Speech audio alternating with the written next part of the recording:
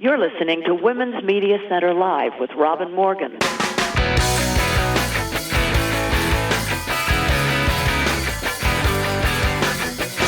Welcome to Women's Media Center Live.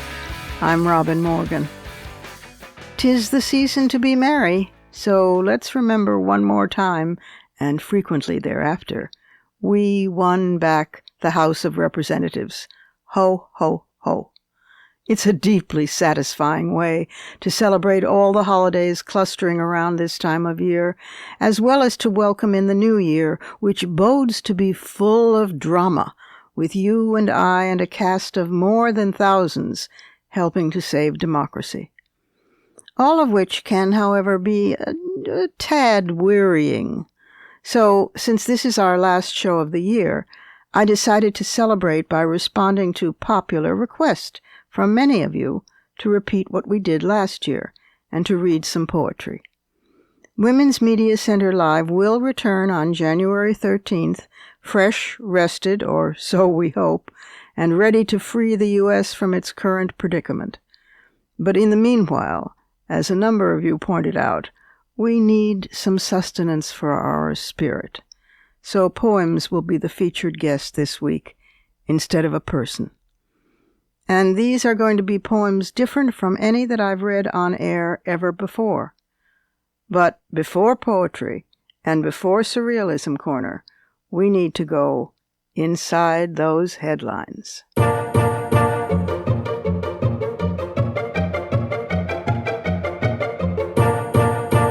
Way to go, NASA! The Voyager 2 probe has now left the edge of the heliosphere, our solar system, and officially entered interstellar space. It's the second human-made object to make this great journey after the big sister, Voyager 1, which broke free of the solar system in 2012. Voyager 2, which was launched back in 1977, is still functioning remarkably. That includes its cosmic ray subsystem, a low-energy charged particle probe, and the magnetometer. We Trekkies will recognize NASA's Voyager series by its nickname in Star Trek, Voyager. What a wonder, speeding into cosmic darkness out there and sending back information. Only venturing into cosmic space could possibly push Nancy Pelosi from seizing the lead story in this week's Inside the Headlines. In her Oval Office meeting with Trump and Senate Minority Leader Chuck Schumer, the once and future Speaker of the House, the first woman to ever hold that position, showed what real leadership looks like. No wonder the far right just detests her. Short, slender, and impressively secure, on those 4-inch high heels, she took no prisoners. Polite, never raising her voice, maneuvering between being interrupted by Trump and by Schumer, confronting Trump as no one, male or female, had ever done in or probably out of the Oval Office, and on camera. Oh my God! Quote, "Do not characterize the strength I bring as head of the Democrats in the House, especially after such a big win." Afterward, she was, if anything, more lethal, and in her own quaint fashion, quote, "You get into a tinkle contest with a skunk, you get tinkle all over you." As for Trump's obsession with the wall, she cut right to the... No, let's not go there. Let's just say the classic cut to the chase. Quote, "It's like a manhood thing with him, as if manhood can be associated with him." That's her quote. Well, wow. She added demurely, "I was trying to play mom, and indeed she has birthed and raised 5 children in her spare time, but her maternal bearing toward Trump was about as tender as that of Medea." So much for stereotypes about women, age, radicalism, Catholics, and even high heels. It did get me fantasizing. You know, if Trump were impeached and Pence was found to have been involved and crashed with Trump, the Speaker of the House is next in succession to the presidency. For the rest of Trump world, The avalanche of indictments and sentencings and testimonies surfacing, the public alert by 44 bipartisan senators, the hourly developments in the soap opera As the White House Turns. I'm staying on alert through the holidays, but I am also doing my little dance. It turns out that although women in the film industry still have fewer speaking parts and earn way less money than men, even if they're big stars themselves, in box office, women and women's films are out-earning those of men. This is so unfair. According to findings from the Creative Artist Agency and Shift 7, the top movies from 2014 through 2017 starring women earned more than male lead films, whether they were made for $10 million or $100 million or even more. See womensmediacenter.com for our terrific resources and studies and investigative reports on Hollywood, on the status of women in media, the status specifically of black women in media, the status of women being nominated for Emmys and for Oscars, and how stacked it seems the system is. While we're on the arts, some lovely news, though. The composer Florence Price was the first African-American woman to have a symphony performed by a major American orchestra in 1933, and she influenced Gershwin greatly, as well as Aaron Copland and Leonard Bernstein. They, of course, went on to stellar careers. While being female and black, she fell into invisibility and wound up teaching. But her music has been rediscovered lately. A trove of her manuscripts was found in 2009, and I can testify, having heard some of it, it's gorgeous. And suddenly you know why you love Gershwin, because you can hear her influence in him so clearly. Well, now the music publisher G. Schirmer has announced that it has acquired worldwide rights to her publishing. So be on the lookout for her work, planned for concerts by the Baltimore Symphony Orchestra, the Arkansas Philharmonic, and others. She wrote piano and violin concerti and symphonies. She also wrote arrangements of spirituals, as well as setting poetry by Langston Hughes. This was a buried American genius figure, newly refound. James Fields, Jr., 21, drove from Ohio to Charlottesville, Virginia last year to attend the Unite the Right rally of Nazis and white supremacists that Trump characterized as being some very fine people. Now Fields will spend the rest of his life in prison. Jurors sentenced Fields after his conviction of first-degree murder. He who killed Heather Heyer and wounded nearly 40 others, including Star Peterson, whose legs and back were broken, when he rammed his car into peaceful counter-demonstrators, will face prison bars for the rest of his life. That's justice done. Justice not done? Well, Jacob Anderson, age 23 and also white, who was accused of raping a female student at Baylor University in 2016, will avoid jail time altogether and won't even have to register as a sexual offender under a plea deal approved in Waco, Texas, which is where he now resides. Judge Ralph Strother, who has been accused of approving lenient sentences for men in 2 other recent sexual assault cases, ruled that Anderson serve only 3 years probation, pay a $400 fine. That's it. Anderson had pleaded no contest in return for the plea deal approved by Judge Strother. The deal was disclosed in October, and it prompted an online petition of 19,000 people urging the deal's rejection. The survivor, who met Anderson at a fraternity party, was choked and raped repeatedly by him, has filed a lawsuit against him and his Baylor fraternity, Phi Dea Theta. Angela Merkel, Chancellor of Germany and a major power in Europe and the European Union specifically, has done the unusual again. She trained and put forward another woman as her successor, Annegret Kramp-Karrenbauer, also known for short as AKK. They're both Christian Democrats, right of center, but AKK is younger and more liberal than Merkel, who herself has also moved slightly left of center. For 13 years in power, Merkel, especially lately, has had to deal with a Germany possibly more divided between East and West than at any point since unification. The far right, as we all now know, is on the march again in Germany, and its most loyal supporters are men from the former communist East, who may have won democracy when the Berlin Wall came down, but who lost pretty much everything else, or so they see it. Statistics show that so-called Eastern man, as they call him, lost his job, his status, and very often his wife. A flood of Eastern women went west to look for work and never returned.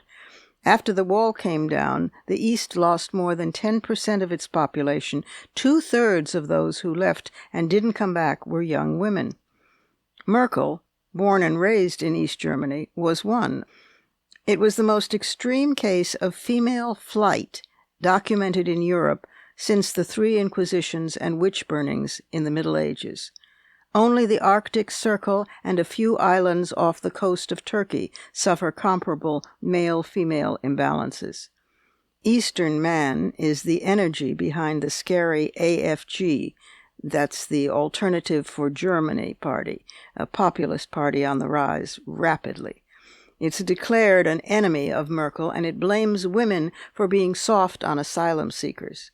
Quote, "We have a crisis of masculinity in the East, and it feeds the far right," says Petra Kupping, Minister for Integration in Saxony, where 1/3 of all male voters consider themselves part of the far, hard right. Only 16% of AFG's registered members are women, and only 9% of female voters cast their ballots for the party. The far right and Eastern Germany are now disproportionately male. If you still doubt that a strong factor, perhaps the major underlying factor in the rise of the ultra-right worldwide, is backlash against women coming into our freedom, voice, and power, add this little item to the file of evidence. And here's a closer to warm the heart from The Hague in the Netherlands. Under an obscure Dutch law, the police may not disrupt a church service to make an arrest.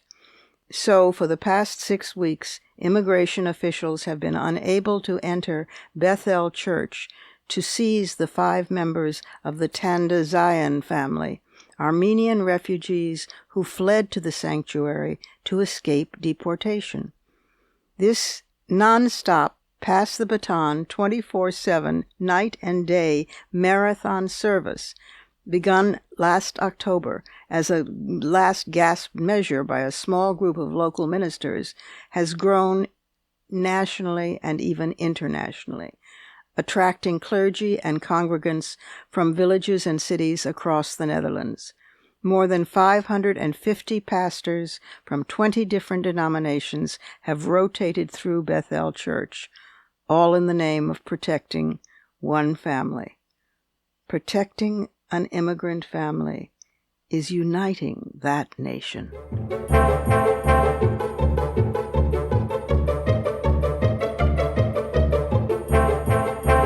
We have to take a break here, but there's poetry coming up, and en route to poetry, next segment is the Surrealism Corner.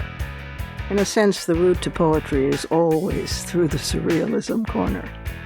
Don't go away.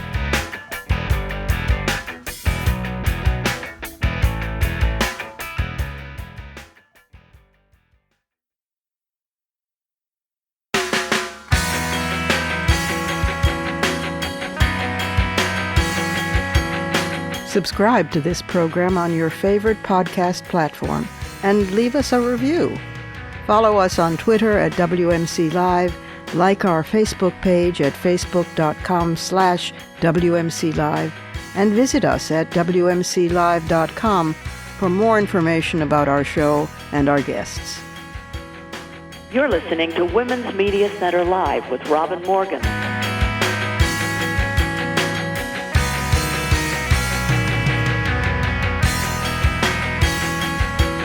And we're back. and entering the surrealism corner.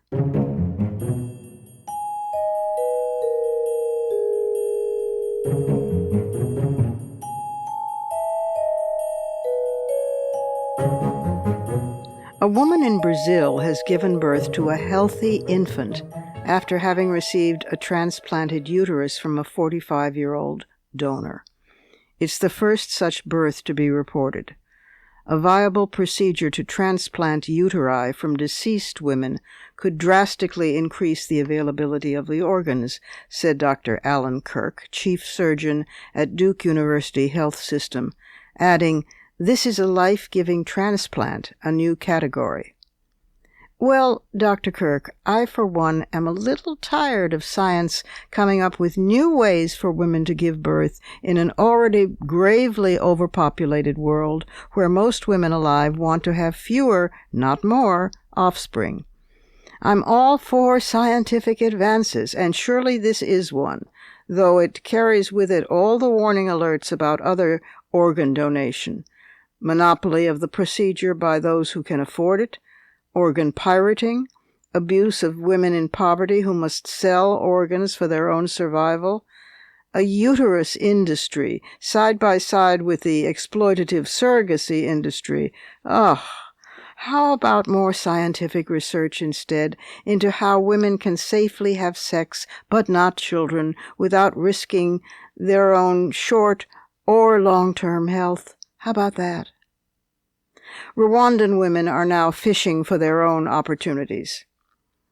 Women already formed an essential part of the national market for Lake Kivu fish, but now they're entering the fish economy with businesses traditionally occupied by men. The women have formed collectives and earned their own income. Project Pesci is one example, a fishing cooperative of 87 women in Kibuye. One said, "I'm very proud of this cooperative," she's a founder, adding, "Now a woman can say, I can build a house by myself, I can look after my family property, and even if my husband dies, we can have a better life." Nothing fishy about that. South Korea has the world's highest rate of cosmetic surgery per capita, with a beauty market that generated $13 billion in sales just last year. Keep in mind that of the 34 countries in the Organization for Economic Cooperation and Development, South Korea's wage gap is the widest, and women hold just 10% of corporate management positions. Well, now women are fighting back with a new movement known as Escape the Corset. They're posting photos on social media of smashed makeup and trashing makeup in big piles and burning it in public places. They've committed themselves to not using makeup, which saves them hundreds of dollars a month, and they're opting to wear simple, bowl haircuts and eyeglasses instead of contacts. They're also recruiting well-known actors and celebrities to join them, and they're protesting those celebrities who are, quote, as they put it, covered in plastic surgery while counseling their fans in TV commercials to drink a certain laxative to look just like them, close quote. Now, this next item could get me accused of being a bit buggy, what with our recent coverage of threats to insect populations, but it's fascinating. A British entomologist in Brazil for research on the worldwide decline of honeybees noticed large mounds, some 10 feet tall and 30 feet wide, alongside the road in a remote part of northeast Brazil. After 20 minutes of driving, more and more mounds were to be seen, some 200 million. Scientists now estimate that many in research published in the journal Current Biology. They weren't piles of dirt displaced from road construction. The cone-shaped mounds are the work of Sinters dirus, among the largest termite species at about half an inch long. The mounds, spaced on average about 60 feet apart, are spread across an area as large as Britain. Results of radioactive dating of a sample 11 mounds are shocking, too. The youngest was about 690 years old. The oldest, wait for it, at least 3,820 years old, close in age to the Great Pyramids. The termites would have had to excavate 2.4 cubic miles of dirt, a volume equal to about 4,000 Great Pyramids of Giza, making this the greatest known example of ecosystem engineering by a single insect species. I'm not so fond of termites, who certainly also couldn't care less about me either, but really, you've got to show some respect for such engineers.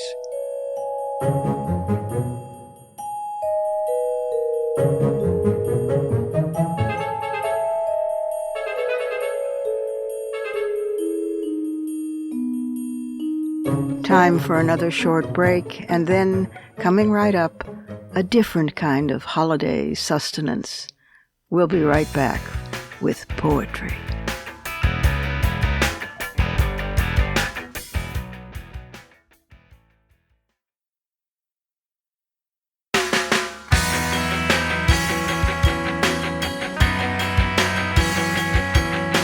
The Women's Media Center, founded in 2005 by Jane Fonda, Gloria Steinem, and myself, is a progressive, nonpartisan, nonprofit organization working to make women visible and powerful in media. You can learn more about the WMC at womensmediacenter.com. You're listening to Women's Media Center Live with Robin Morgan.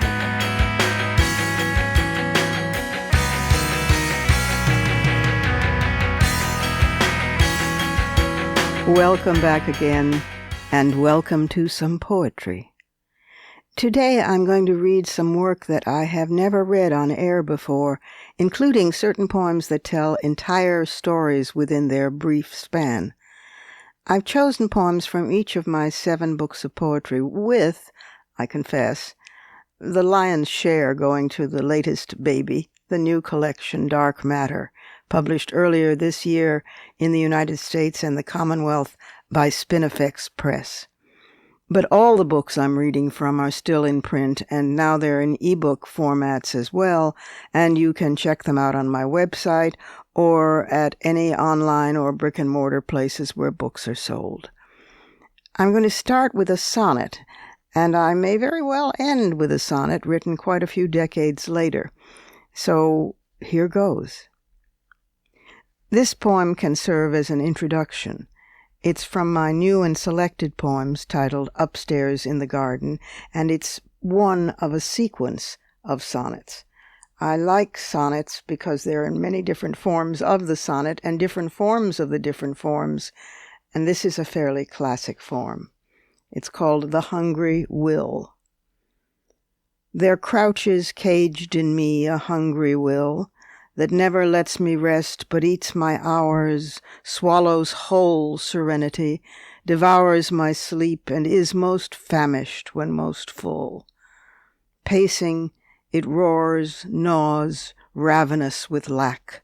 It craves raw limits beyond appetite, consuming morseled patience with one bite, tasting bland compromise to spit it back.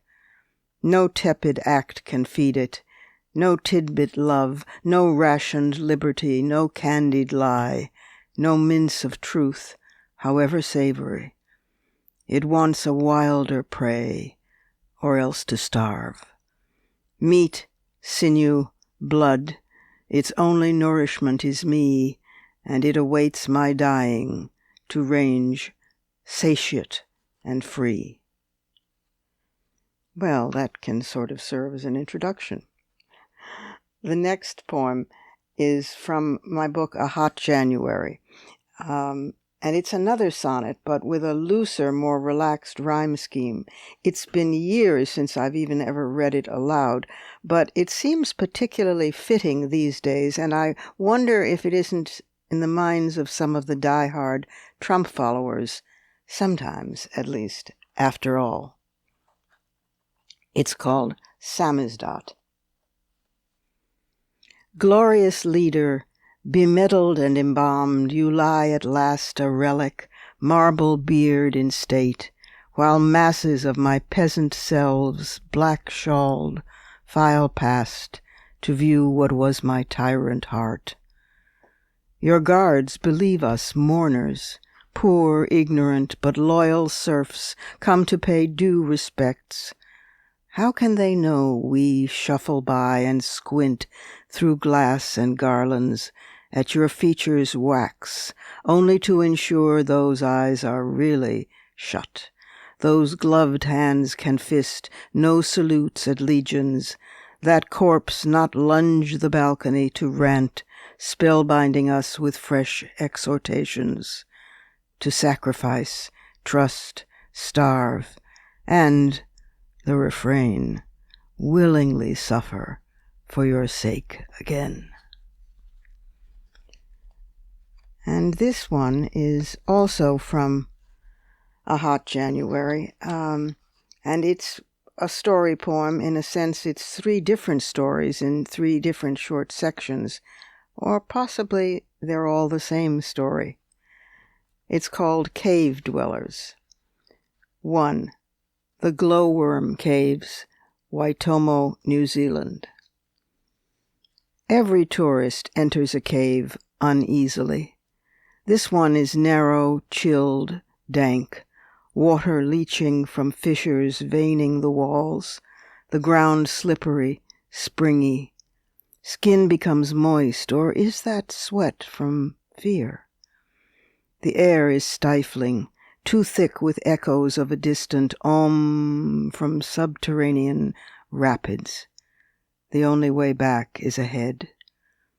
But then the tourist stumbles into a room-size galaxy, to crane aghast at sequins of light spangling the low-ceilinged dark, rippling bright or dim in time to currents of air drafting the chamber.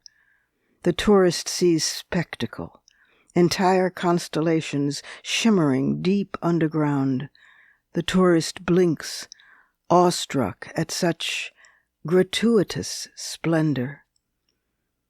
Splendor is never gratuitous, and only the strong should risk learning how and why beauty is forged. Each glowworm excretes and then dangles almost 70 threads. The eggs are laid so the larvae live in the threads, eating trapped insects drawn by the light, given off as a lure by the worm while it dies. The tourist does not see these million microscopic rituals of birth and murder, a brutal loveliness indifferent to curiosity, disgust, or praise, a splendor gratuitous only in the sentimental gaze of every fearful tourist drawn by the same lure of light down into the dark. 2. The Altamira Caves, Santillana del Mar, Spain. How wonder must have fed her, the 9-year-old, straying from her father's foraging for arrowheads and flints, who followed a trail of geometric figures and handprints, then cried out, "Oh, look up, oh, look up there," pointing through the torchlight at whole herds flickering, wild with color, movement, and dimension, unwitnessed for more than 15,000 years. Horned, bearded bison grazing, galloping, curled asleep in black and ochre, horses standing, heads turned, a female boar fluid in mid-leap, a flock of mountain goats, small black bulls lowering, and engraved and scraped as well as painted in strokes so delicate nostrils still flare beneath that wide, fringed eye. The life-size, perfect, startled deer. No one knows who did this, or how, or why, who worked by the glow of smoky peat fires, squatted or kneeled in these corners, or lay flat, cramped, face up to paint, as another would later do. Who conceived of using the rough protuberances of rock as natural relief? This bulge a bison's hump, that hollow a horse's flanks? Whose eyes burned with the effort to revision precisely a running form? Experts argue meaning. Totems for the hunt, perhaps? a sacred sanctuary, a site for magic rites. Magic indeed, that outwits darkness, outwaits time. Magic that drives some prehistoric child to press a handprint in the damp clay wall another child will find. Magic that compels some Paleolithic genius to leave the cook fire and sketch with pity the panic in a hunted bison's eye. 3. Speleology. Tourists and experts have no place in caves. We who dwell here lifelong are, as Plato feared, indifferent both to splendor and to sanctuary, driven instead by rituals for invoking what we sense hovers in the air to feed us, waits buried in the rock for us to draw upon. We live obsessed by playing with the light we've learned we can give off before we die. And now we're into poems from the latest book, Dark Matter. Here is one called Needlework. A sewing basket of sorts, swatches, patches, bits and scraps, post-it jottings, scribbles in the margin of a grocery list, an overheard remark that warrants remembering, or images, the incurled claw of a frozen finch corpse in the garden. Sometimes just a word, or a newspaper clipping, brittle, yellowed. This one, for instance, on the nameless sister of the pharaoh Khufu, he who built the Great Pyramid. She disobeyed him, about what we don't know. As punishment, he exiled her from royal burial plans and sentenced her to a brothel. So she charged each customer a stone for her favors, and this way built her pyramid of 1,000 vengeful stones.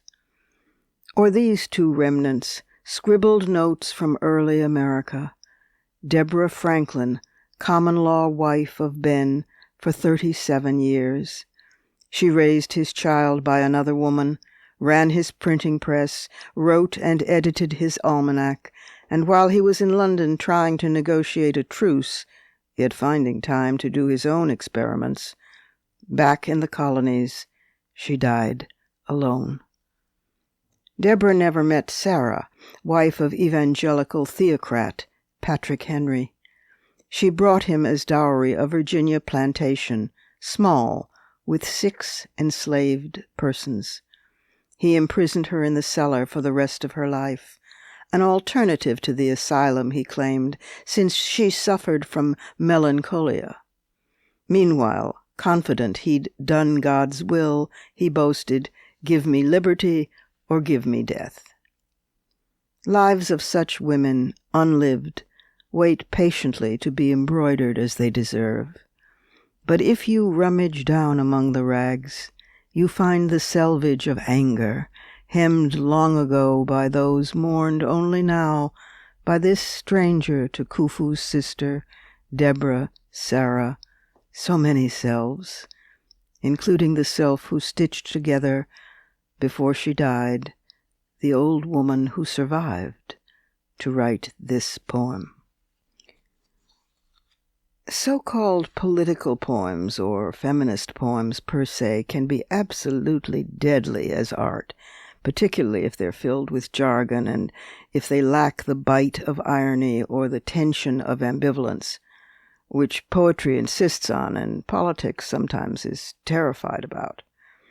Kigali, of course, is the capital of Rwanda, and it's Kigali 1994, which was the period of the Hutu-Tutsi massacres. Kigali 1994, 4IR. The clipping is yellow, brittle, but still you can read it. How Hutu militiamen slaughtered the patients, all 750 of them, at the mental facility. They threw grenades over the wall, remembers a nurse. She says, the patients did not understand what was happening. They started to wander around singing with their hands in the air. Another recalls that the mobs who came bearing their instruments of murder swept through churches where Tutsis hid, sweating through villages, suburbs, cities, killing in schools, homes, parishes, fields. They were like bureaucrats, one woman remembers. They started each morning at 7, and they quit at 5. After a hard day's murders, they would return to their homes in the hills, singing, carrying spoils stolen from victims, like the teenage girl thrown into a hole with several dead children. Villagers heard her cries and passed her down water. Then the mayor ordered the hole to be covered, and villagers covered the hole. The people who'd passed her down water covered the hole. This is old news now, yellow as cowardice, brittle as sanity. Rwanda's undergoing reconstruction, the killings moved on. There's always a massacre playing somewhere. If you miss the matinee, you can catch the evening show or get it on demand. There are reruns, too, complete with commentary, analysts, perspective. Young, I vowed to stop it or live trying. Old now, skin yellowing, bones brittle, simply by staying alive in some way, I joined those who returned home singing, carrying spoils stolen from others' suffering, subject matter for a poem. I did not understand what was happening, so I started to wander around, singing like this, with my hands in the air.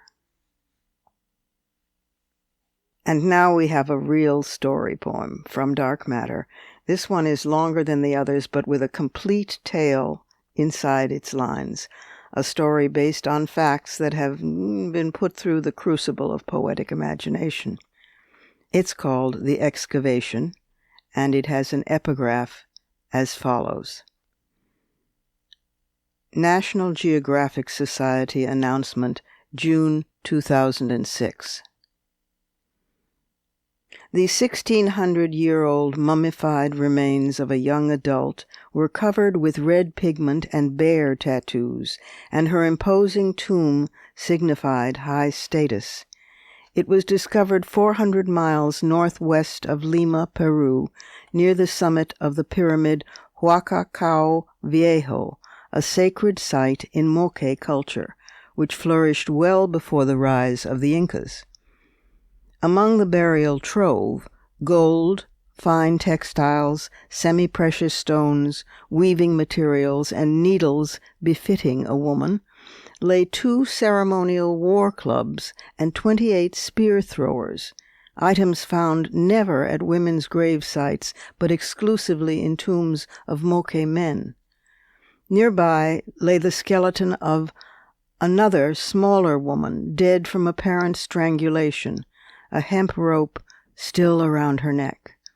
It was the rope, via radiocarbon analysis, that dated the burial of both women to approximately Common Era 450. 1. You are here. I know it. Where? Come to me, I command you. If I could see through this fog, I wander and wait, calling out for you, little one of my choosing, culled from the herd. Where are you? Come, I demand you. You were mine the moment I saw you, plucked you from filth to be granted my favor, raised high by me, brought to the great house. How hard you struggled, so small, but you kicked, spat, hit, scratched, screamed, and I laughed while they scrubbed you and wrapped you in silks, laughed as you gorged on roast pigeon and mangoes, laughed as you cowered and glared at me. You are near. I feel it. I command you to come to me. I know you can hear me even through this thick fog, useless to fight me. You know it. I always was different, stronger than all of my brothers, my father's true son, though a woman.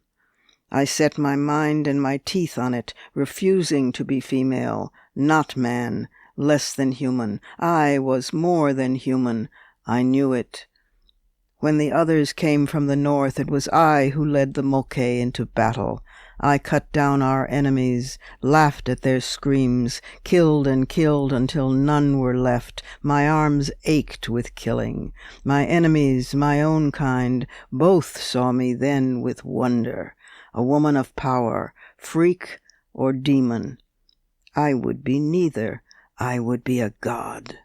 From that day men would fear me, women revere me, and all would worship me.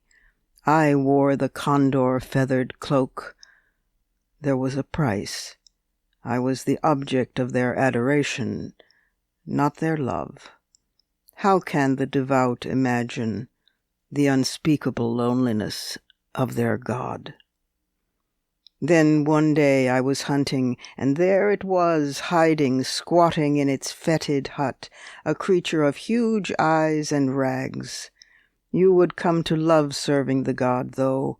You alone loved the me in the god. You watched when I bedded the man in the ritual, then killed him once my belly swelled with my daughter, the next god of war. When I fell, convulsing, the last sight I saw was you bent above, weeping for me as I died a hero's death. Why now are you silent? You are here, you must be. I left orders for it. You know I cannot be alone with these weapons that slew so many, tools I used to prove I was human. More, I was God. That was the price. You were the gift. 2. You are here. I fear you will loom up out of the fog as you did the day you seized me by my hair in the corner of the hut by the meadow. I had known 7 summers. You took me at 7 summers only. You laughed. My father groveled in gladness that I would be a slave to she who was both man and God. There would be food now, beer, gold, eager husbands for my sisters, an adobe house, a private mound for when my parents died. You will be raised high, my mother said. I knew nothing, only fear and loss. I would need to forget fear and loss if I wanted to live. But I wanted to die, though never enough. So I lived, the god's favorite, crouched where you placed me, at your feet as you sentenced captives to death, at your table tasting each dish for poison, beside your nightmares each night before battle, beneath your bed linen, between your thighs. You stank of blood and spices, your voice softened at my name. Naked I smiled and danced for you. I stripped off your armor. I bathed your scars, some thick as rope. Once after you'd slain 20 men in a single day, they said, I held the basin while you vomited. I almost loved you then. And when you fell, I wept. It was so ordinary, like any woman's dying, no spear in hand, no war cry in the throat. But then I joyed in it. I joyed that it was over and each of us was free. Until that night, when I remembered that your end would mean my own, to serve you through the afterworlds, raised high in death. I ran, such terror in my mouth I can still taste it like the poison I had planned to slip you after tasting your food some day, but never had. Of course your priests and mourners caught me, dragged me as they had when I was 7, shrieking, fighting, to the tomb where you lay swaddled in gold armor plates, encircled by your weapons and my weaving. Freedom would be forgetting fear, but I turned fear to hatred long ago. Now I must find new afterworlds to walk alone, as your calls echo through the space that yawns between us. I never loved you, though I could have. That last ensnarement beguiles me still, a slave's desire to speak to you, to make you understand. Except for this. That day inside your tomb, they forced my face toward yours. I saw you stare at death through inset turquoise eyes. I felt the rope fall, heavy on my shoulders, then tighten round my throat. I sipped one final breath, knowing the last sight I would ever see would be your face, beautiful, severe, not seeing me. 3. Letter home from student interning at the Huaca Cao Viejo dig. The local Indians are so superstitious. They shake their heads and warn us that when you disturb a tomb, the so-called spirits rise and wander. They won't say whose spirits, though. This lady, wow, what do you think? A queen? The wife or daughter of a military chief? Can't be some mythic Amazon. We might never know. The professor says she might have been pregnant, maybe died of something called eclampsia, like convulsions. But he can't tell till there's a full lab analysis, which could take years. And the second woman might have been a suicide. I think they were lovers, and she was in despair over the queen's death. It's so romantic. But the professor thinks she was a sacrifice. That would follow the common practice of ancient Andean peoples. They made a ritual offering of a virgin to the spirit of a high-born person during their funeral rites. Glad I wasn't around then. He also says it's absurd to imagine that the women were lovers, and extremely unlikely they ever even met, much less knew each other. But the rope, how great is the rope? What a stroke of luck in dating the find.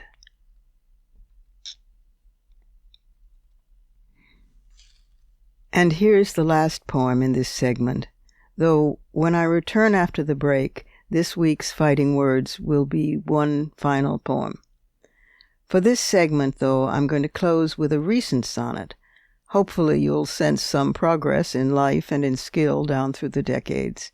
I love returning to traditional forms periodically because they challenge the mind and they give one's craft something to push against. Besides, as Chapman said, where love's form is, love is. Love is form.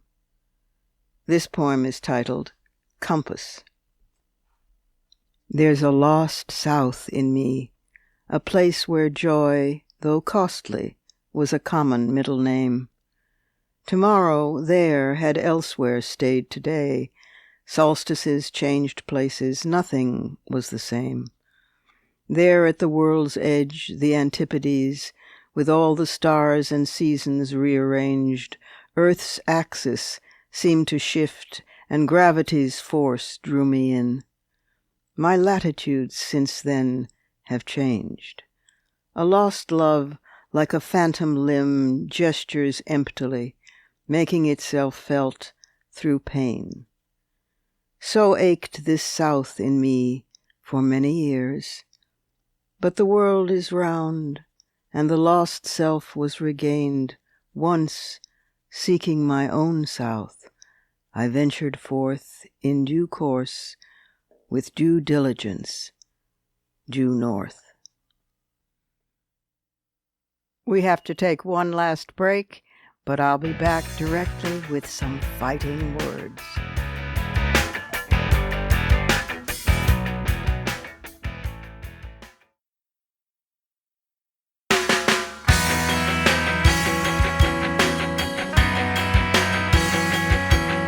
For the smartest talk about news, politics, sex, books, religion, race, and more, it's Women's Media Center Live with Robin Morgan. Audacious, witty, provocative, informative, and fun. It's Women's Media Center Live with Robin Morgan.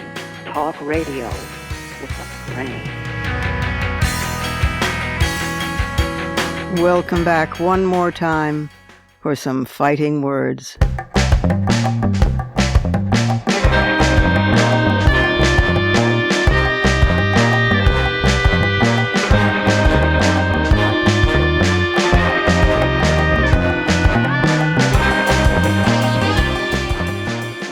this week for our holiday show constitute a poem. But first, let me remind you that we will be on hiatus until we return on January 13th, and we wish you a peaceful, healthy, whatever you celebrate during these next days. We hope that it's filled with laughter and love for you, and energy for next year. This time, this poem from my collection Dark Matter is called Final Proof. The old woman sits in her garden, chilled balloon glass of Sancerre in one hand, joint in the other, content. Late afternoon light lies low, pale gold as her wine. The jays stop screeching, the cardinals take over.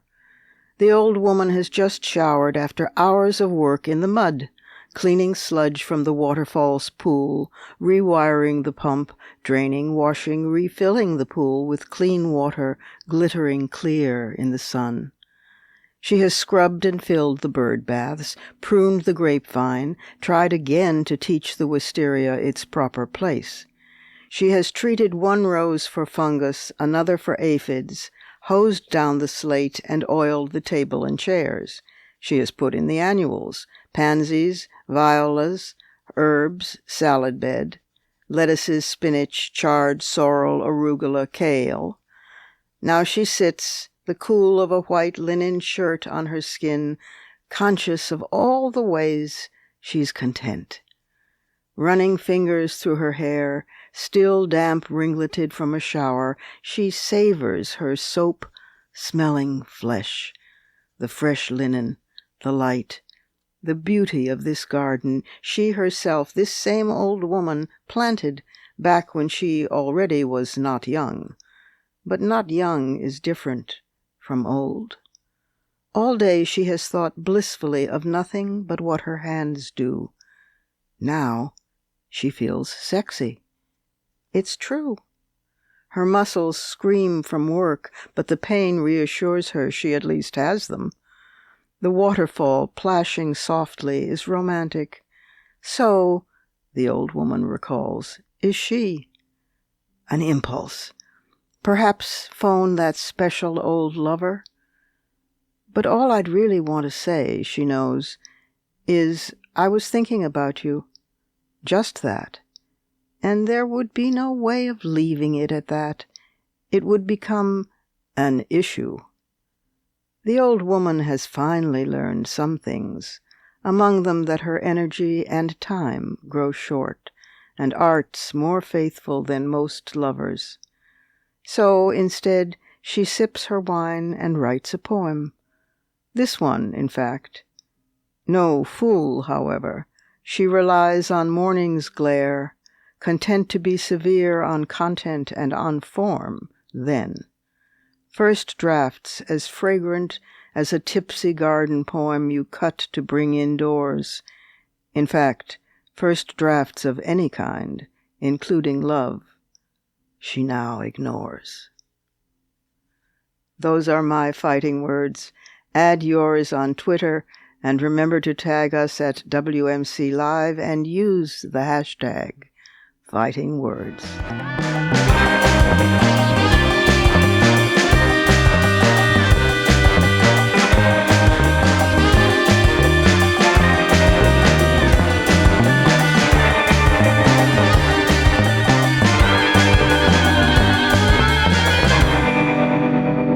And that's our show for today.